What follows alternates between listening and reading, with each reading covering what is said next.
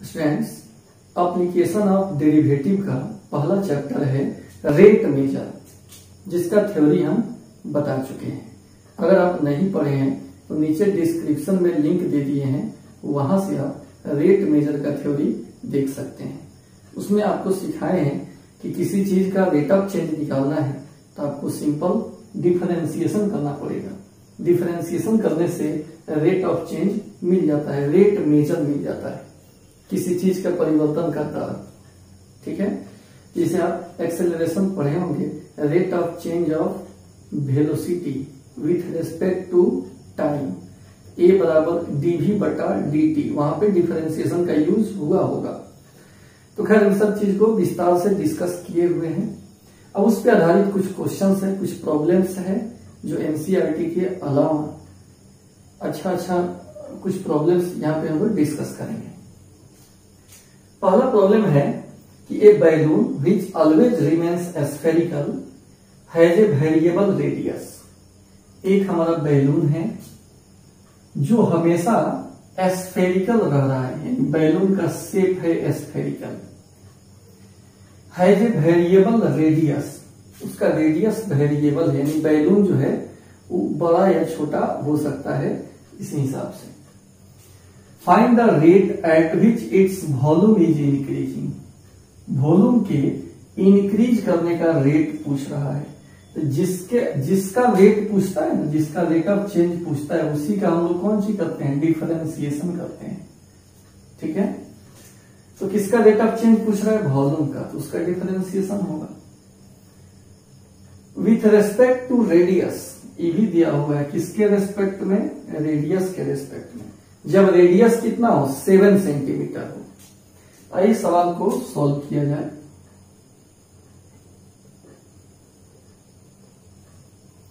A balloon which always remains spherical, यानी गोला की बात यहां पे हो रही है।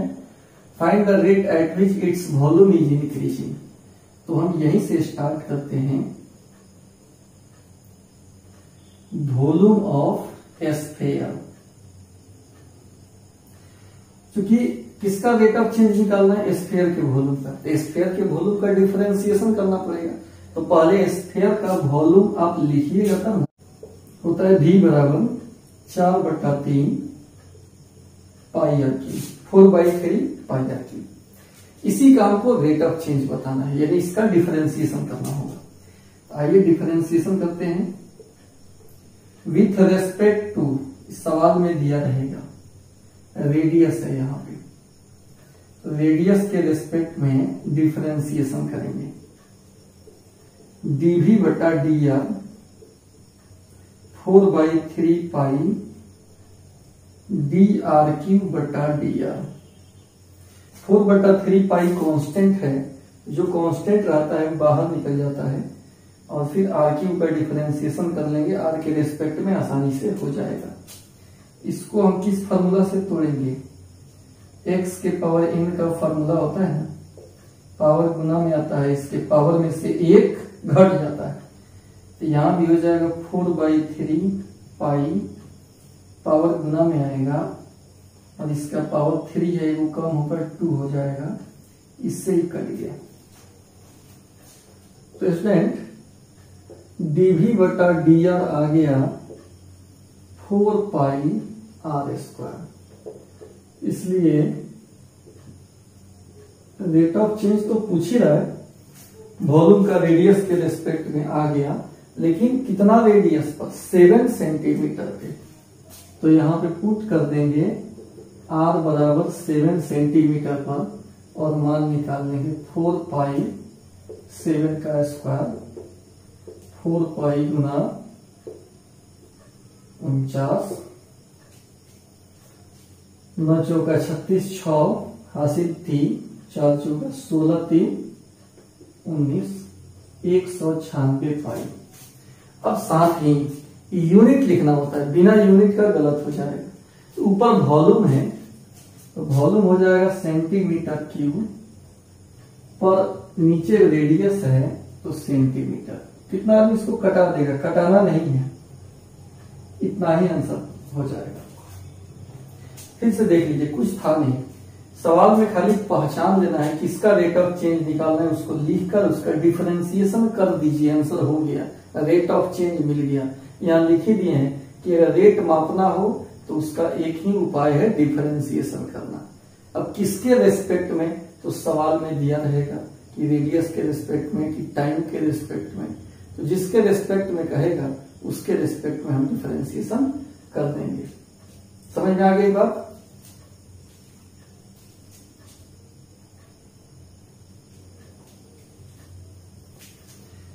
सेकेंड नंबर क्वेश्चन में student, an edge of a variable cube is increasing at a rate of 10 centimetre per second.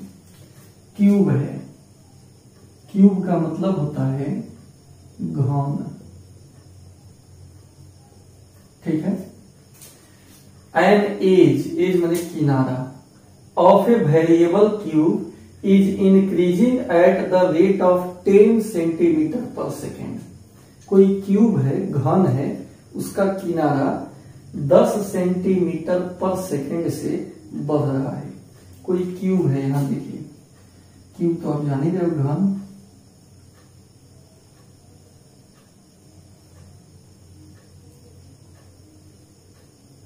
Cube है, इसका किनारा जो x है, इसके बढ़ने का दर दिया है। इसके लिए दिया हुआ है कि dx बटा dt कितना है, 10 सेंटीमीटर पर सेकेंड, गिवन है, दिया गया है। कोई क्यूब है, ये फिगर जो है क्यूब है,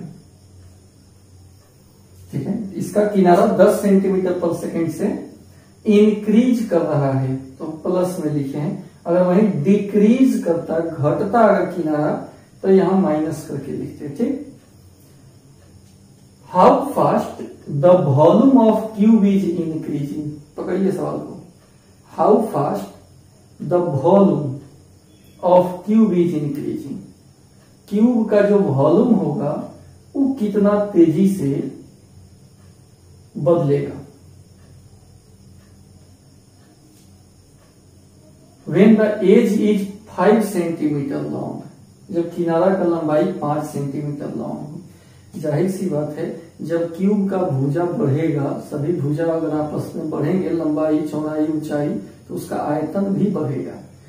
तो भुजा के बढ़ने का दर दिया है, तो आयतन किस दर से बढ़ रहा है वही आपसे पूछा जा रहा है। तो जिसका रेट ऑफ चेंज पूछा जा रहा है उसको लिखकर उसी का डिफरेंशिएशन केवल कर देना है आपको। तो volume of, how fast the volume of cube is increasing, तो पहले आप वॉल्यूम ऑफ क्यूब लिखिए, वॉल्यूम ऑफ क्यूब, घन का आयतन, इसमें इसका आयतन क्या होगा, घन का, लंबाई चौड़ाई ऊंचाई समान होता है, और आयतन निकालना हो तो लंबाई गुना चौड़ाई गुना ऊंचाई होता है, x गुना x गुना x, x क्यूब। इसी का रेट ऑफ चेंज पूछ रहा है, किसके रेस्पेक्ट में ही नहीं दिया है, तो आप यहां किसके रेस्पेक्ट में डिफरेंशिएशन करेंगे, रेट ऑफ चेंज तो पूछ रहा है, तो डिफरेंशिएशन किसके रेस्पेक्ट में करना हो। जो पहले से डाटा दिया है उसमें कह रहा है कि क्यूब का जो एज है वो 10 सेंटीमीटर पर सेकेंड से बदल रहा है, तो वॉल्यूम भी पर सेकेंड से ही चेंज होगा, और वही आपसे पूछ रहा है। तो जो डाटा दिया है जिस हिसाब से, किसके रेस्पेक्ट में डाटा दिया है, टाइम के रेस्पेक्ट में, तो वैसे ही इस वॉल्यूम का भी डिफरेंशिएशन करेंगे टाइम के रेस्पेक्ट में। तो कितना हो जाएगा, dv बटा dt dx क्यूब बटा dt। अभी इसका डिफरेंशिएशन नहीं होगा क्योंकि पावर का डिफरेंशिएशन nx के पावर n-1 तभी होता है जब पावर के अंदर वाला नीचे हो। यहाँ पावर के अंदर वाला नीचे नहीं है, अभी डिफरेंशिएशन इसका नहीं होगा। चेन रूल यूज करना होगा यहाँ पर, dv बटा dt डी एक्स क्यू नीचे डी एक्स, फिर डी एक्स बटा में डी टी। एक्स क्यू का अब फॉर्मूला लग जाएगा क्योंकि पावर के अंदर वाला नीचे, यहां भी पावर के अंदर वाला नीचे है, पावर गुना में आएगा, इसके पावर में से एक घट जाएगा। और d x y d t दिया है 10 दिया हुआ है, देखिए यहाँ 10 सेंटीमीटर पर सेकेंड। तो ये कितना हो जाएगा, 10 में 3 से गुना होगा 30x स्क्वायर, 3 में से 1 क्या दूर। तो ये rate of change of volume मिल गया, लेकिन कितना पे पूछ रहा है, जब एज किनारा का लंबाई कितना हो, 5 सेंटीमीटर हो। नाउ डीवी बटा dt आपसे पूछा जा रहा है जब जो किनारा x माने है उसको, जब उस x का वैल्यू कितना हो, 5 सेंटीमीटर। 30 गुना 5 का स्क्वायर, 30 गुना 5 का स्क्वायर 25, 750 सेंटीमीटर क्यूब वॉल्यूम है ऊपर, बटा में टाइम है तो पर सेकेंड। ठीक है, तो इस समझ में आ रहा है कि नहीं, कमेंट करके बताइए।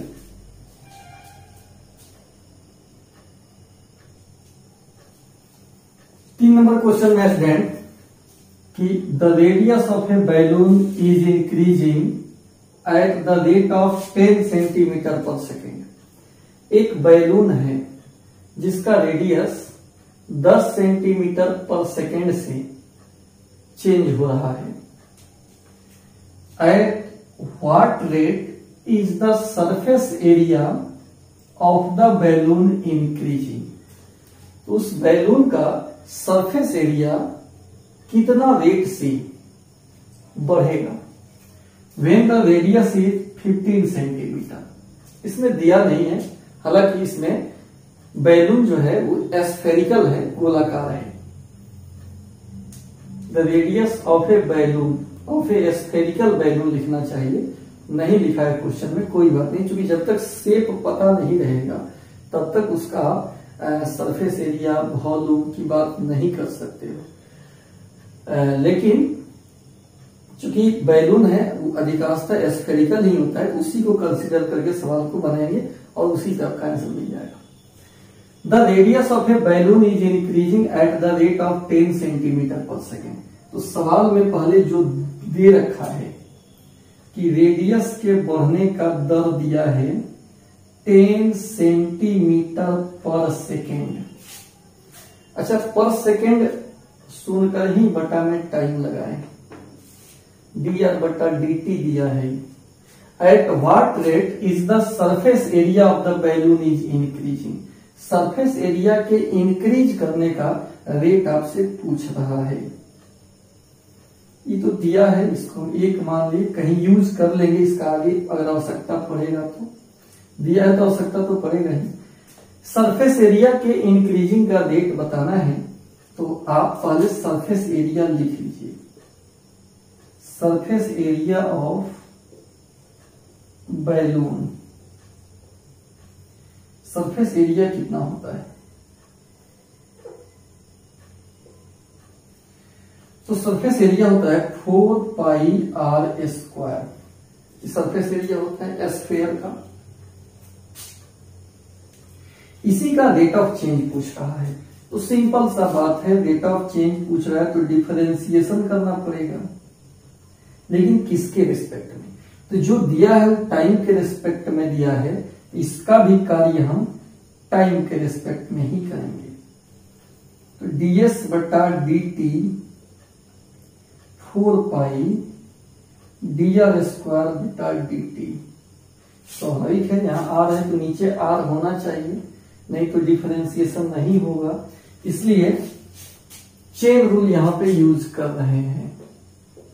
ds बटा dt बराबर 4 पाई और dr स्क्वायर है नीचे dr, फिर dr बटा dt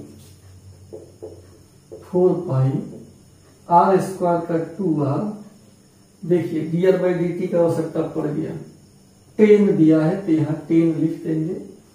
बगल में लिख भी देते हैं कि हम 8 का उपयोग किए हैं, तो 80 पाई r हो गया। अब आपसे क्या पूछता है, केवल सरफेस एरिया का रेट ऑफ चेंज पूछे तो इतना हो गया, लेकिन कुछ दिया भी है। When the radius is 15 centimetre, आपको at what rate the surface area of balloon is increasing, surface area का ही इंक्रीजिंग रेट पूछ रहा है, आंसर दिया गया हमारा, लेकिन कितना पे पूछ रहा है, जब रेडियस 15 सेंटीमीटर हो। तो ds बटा dt निकाल लेंगे एट r बराबर 15 सेंटीमीटर पे, 80 पाई गुना 15, तो ये हो जाएगा 15 में 8 से गुना होगा तो 120, एक और 0 है, इंटू पाई, ऊपर सरफेस एरिया है तो सेंटीमीटर में है ना, सेंटीमीटर स्क्वायर, बटा में t है यानी बटा में सेकेंड, सेकेंड के रिस्पेक्ट नहीं हो रहा है, तो ये आपका आंसर हो गया। समझ में आया कि नहीं, कमेंट करके बताइए।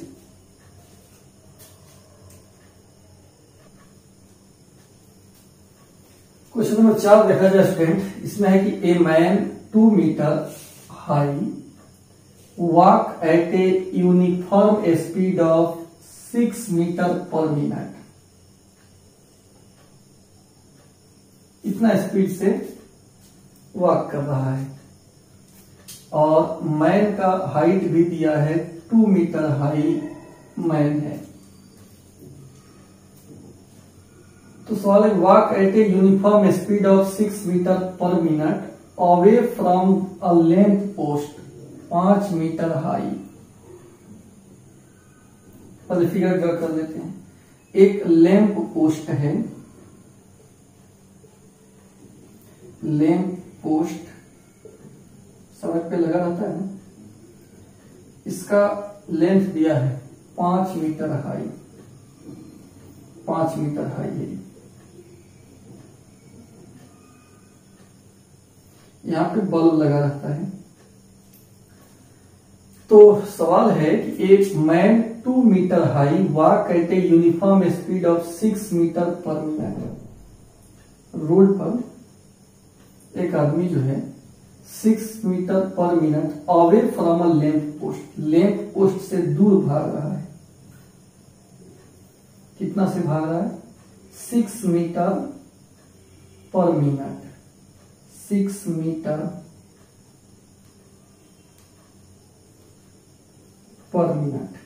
चलिए इसको शॉर्टकट में लिख देते हैं, आप समझ जाइएगा। 6 मीटर पर मिनट, इससे ही भाग रहा है। तो अगर x मान लेगा इसको, तो ये क्या दिया हुआ है? dx बटा dt दिया है। मान लो किसी समय यहां पे है आदमी, तो ई बढ़ते जाएगा, x बढ़ते जाएगा, कितना से? 6 मीटर पर मिनट से। तो अगर आदमी यहां पर है तो आदमी का हाइट भी कुछ है। आदमी का हाइट कितना है? 2 metre high, 2 metre high height है। तो हम बना दिए यहां एक figure. A man 2 metre high आदमी है, walk at a uniform speed of 6 metre per minute away from a lamp post, lamp post से दूर भाग रहा है 6 मीटर पर मिनट के हिसाब से। 5 मीटर हाई दिया हुआ है लैंप पोस्ट का height. Find the rate at which the length of his shadow increases, उसका शैडो कितना रेट से इंक्रीज करेगा। तो देखिए लैंप पोस्ट है ना, इस आदमी का शैडो कहां तक बनेगा? यहां तक बनेगा, ठीक है। यहां से लाइट, तो आदमी जितना दूर ढक लेगा तो शैडो यहां बनेगा, नीचे बनेगा शैडो, इसका प्रतिबिंब। इसको हम वाई कह दिए। वाई का रेट ऑफ चेंज आपसे पूछ रहा है, वाई का रेट ऑफ चेंज पूछ रहा है। ए हो गया, बी हो गया, सी हो गया, डी हो गया। ठीक है स्टूडेंट। अब जो एक मैट्रिक में आप पढ़े हैं सिमिलर ट्रायंगल, उसका कंसेप्ट यहाँ लगेगा। क्योंकि एक्स वाई के बीच एक रिलेशन चाहिए, तभी आप रेट ऑफ चेंज निकाल सकते हो।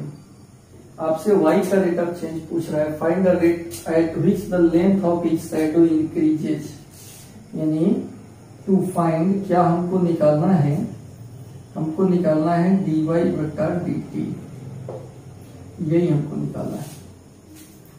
ठीक है, कि शैडो किस रेट से इंक्रीज करेगा, जब दूर भागेगा तो शैडो भी उसी हिसाब से इंक्रीज करते जाएगा।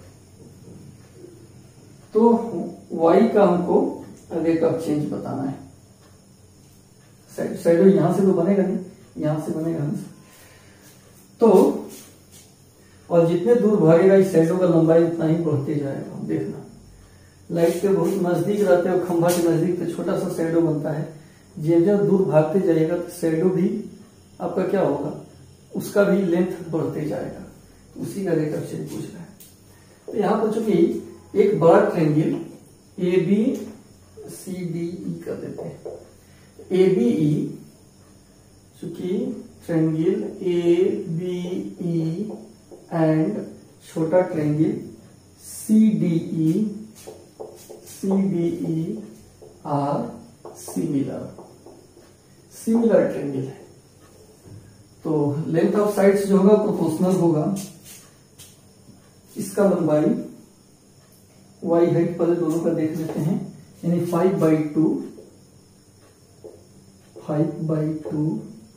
y हाइट और x हाइट देख लेते हैं। तो पहले हम बड़ा वाला ट्रायंगल का 5 लिखें, तो बड़ा वाला ट्रायंगल का ये कितना हो जाएगा, BE बटा CE।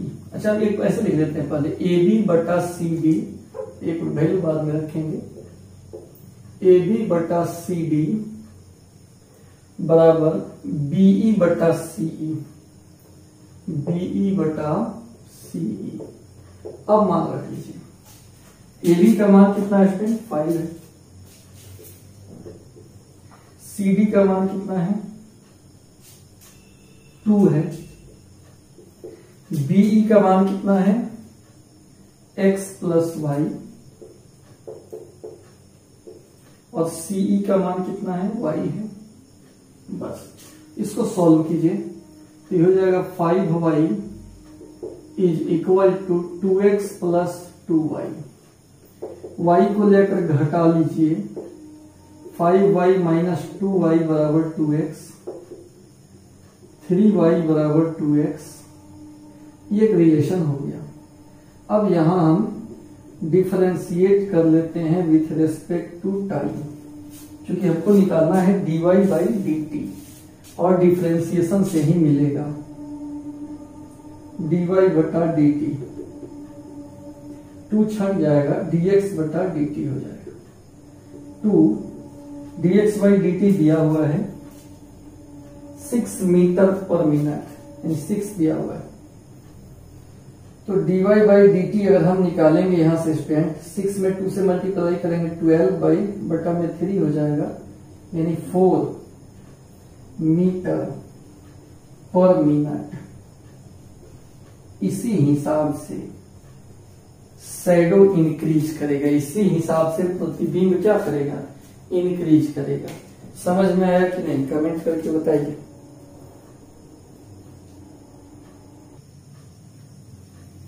पांचवा नंबर क्वेश्चन स्टूडेंट है कि the side of A square sheet is increasing at a rate of 4 centimetre पर मिनट। एक स्क्वायर है, वर्ग है, जिसका साइड 4 सेंटीमीटर पर मिनट के हिसाब से इंक्रीज कर रहा है। एक हमारा स्क्वायर है और इसका साइड, लंबाई चौड़ाई तो सेम ही रहेगा। तो according to question side increase कर रहा है कितना से, 4 सेंटीमीटर पर मिनट, इससे इंक्रीज कर रहा है side. Eight what rate is the area increasing when the side is 8 centimetre long. Area का इंक्रीजिंग का रेट पूछ रहा है। तो एरिया का डिफरेंशिएशन कर लेंगे।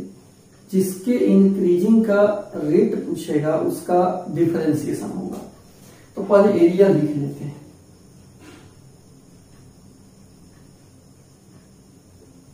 एरिया ऑफ स्क्वायर, वर्ग का क्षेत्रफल, भुजा स्क्वायर होता है। इसी का डिफरेंशिएशन करना होगा। सेंटीमीटर पर मिनट टाइम के रिस्पेक्ट में दिया हुआ है, तो एरिया का भी रेट ऑफ चेंज टाइम के रिस्पेक्ट में ही निकालेंगे, यानी यहाँ डिफरेंशिएशन भी टाइम के रिस्पेक्ट में ही होगा। लिखेंगे differentiate with respect to time, हो जाएगा dA बटा dt dx स्क्वायर बटा dt। आप जान रहे हो कि यहाँ फार्मूला लगाने के लिए, x के पावर n वाला फार्मूला लगाने के लिए पावर के अंदर वाले को नीचे लिखना पड़ता है। तो dx स्क्वायर है, नीचे हो जाएगा dx, फिर dx बटा dt। अब यहाँ फार्मूला लग जाएगा, पावर गुना में आ गया, इसके पावर में से एक कम हो गया, dx बाई dt 4 दिया है, 8x हो गया। अब रेट ऑफ चेंज तो पूछ ही रहा है, एरिया का ही रेट ऑफ चेंज पूछ रहा है। जब साइड 8 सेंटीमीटर हो, यानी जब x कितना हो 8 सेंटीमीटर, 8 इंटू 8 64 हो गया। ऊपर एरिया है तो सेंटीमीटर स्क्वायर बटा में टाइम है तो पर मिनट, ये आपका आंसर हो जाएगा। ठीक है, आपको कमेंट करके बताना है।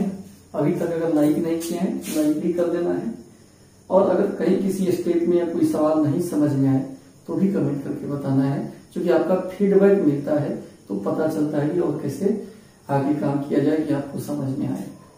ठीक है, तो आज के लिए इतना ही। Thank you.